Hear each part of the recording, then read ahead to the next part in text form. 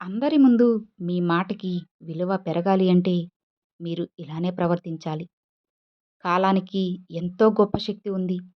ఎవరు ఎలాంటి ముసుగు వేసుకున్నా సరే, ఏదో ఒక రోజు, ఏదో ఒక సందర్భంలో వాళ్ళ ముసుగు తీయించేసి, వాళ్ళ అసలు నిజ స్వరూపాన్ని బయట పెడుతుంది.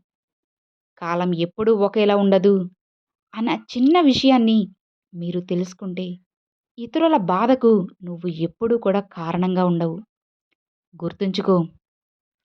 నీ మాటకు విలువ పెరగాలి అంటే కేవలం కాలయాపన కోసం మాత్రమే నీతో మాట్లాడే వారి ముందు మౌనంగా, బాధలో ఉండి నీతో మాట్లాడే వారితో ప్రేమగా, ఇక నీ మీద ప్రేమతో మాట్లాడే వారితో శ్రద్ధగా మాట్లాడడం కనుక నువ్వు నేర్చుకుంటే నీ విలువ నలుగురిలో దానంతట అదే ఎన్నో రెట్లు పెరుగుతుంది.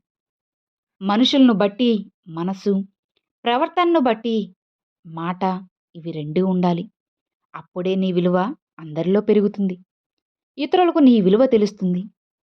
లేదంటే అవసరానికి వాడుకుంటారు. కేవలం అవసరానికి మాత్రమే అని నువ్వు తెలుసుకోవాలి. ఇష్టం లేకున్నా ఇష్టం ఉన్నట్లు ఎవ్వరితో కూడా అస్సలు నటించొద్దు. మీది కేవలం నటన మాత్రమే కావచ్చు. కానీ ఎదుటి వారిది జీవితమని మీరు తెలుసుకోవాలి. మీరు ఎప్పుడైనా చిరాకులో ఉంటారో అప్పుడు మౌనంగా ఉండడం నేర్చుకోండి. మౌనాన్ని పాటించగలగండి. ఎందుకో తెలుసా? ఆ సమయంలో నీ నోటి నుండి వచ్చేది మాటలు కాదు, నీ మనసును చీల్చే మారణాయుధాలని మర్చిపోవద్దు.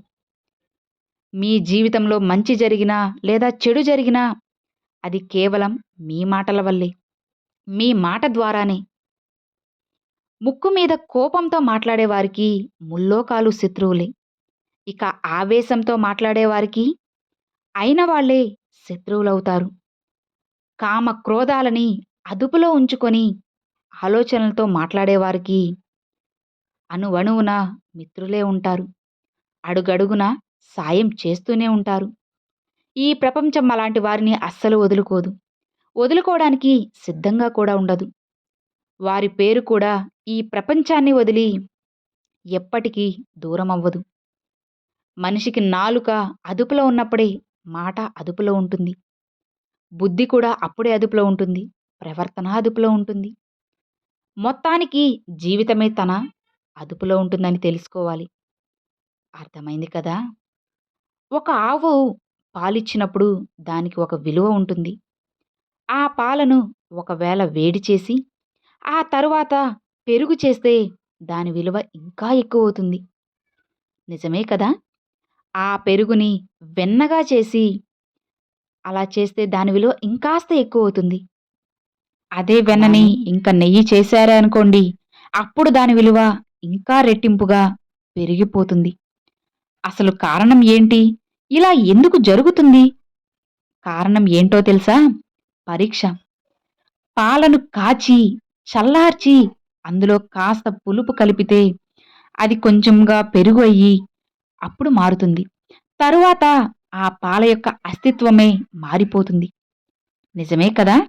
ఇక ఆ పాలు తన అస్తిత్వాన్ని మార్చుకునే సమయంలో ఎంతో నొప్పిని భరించాల్సి ఉంటుంది.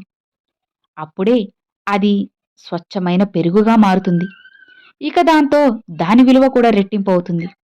ఈ పెరుగుని కవ్వంతో చిలికినప్పుడు అది ఆ బాధను భరిస్తుంది.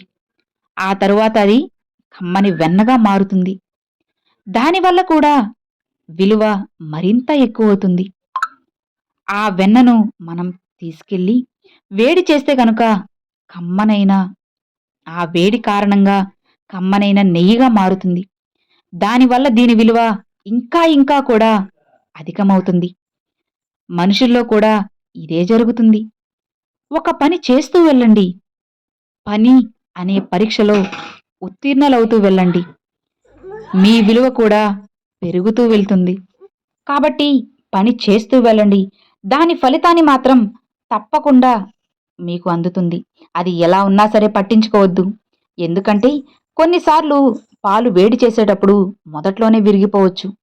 అలా అని మీ మనసును కూడా విడగొట్టుకోకండి. జాగ్రత్తలు తీసుకుంటూ మళ్ళీ మళ్ళీ ప్రయత్నించండి. తోడు వేసిన పాలు పెరుగుగా మారకుండా ఉండదు. అలానే చిలికిన పెరుగు వెన్నగా మారకుండా ఉండదు. మరిగించిన వెన్న నెయ్యిగా మారకుండా అస్సలు ఉండదు. ఇలా పాలు ఎలా అయితే ఇలా మారుతుందో రకరకాలుగా, అలానే మీరు కూడా కష్టాలను ఎదుర్కొంటూ ఖచ్చితంగా ముందుకు వెళ్ళినట్లయితే మీ జీవితం ఎంతో సంతోషంగా, అద్భుతంగా, ఆనందంగా మారుతుంది. అర్థమైంది కదా! ఎప్పుడూ కూడా ఆ భగవంతుడిపై భారం వేసి మంచి మనసుతో ఉన్నట్లయితే ఖచ్చితంగా మీకు కూడా అంతా మంచే జరుగుతుంది.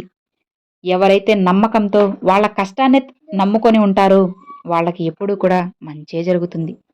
అర్థమైంది కదా! Thanks for watching friends.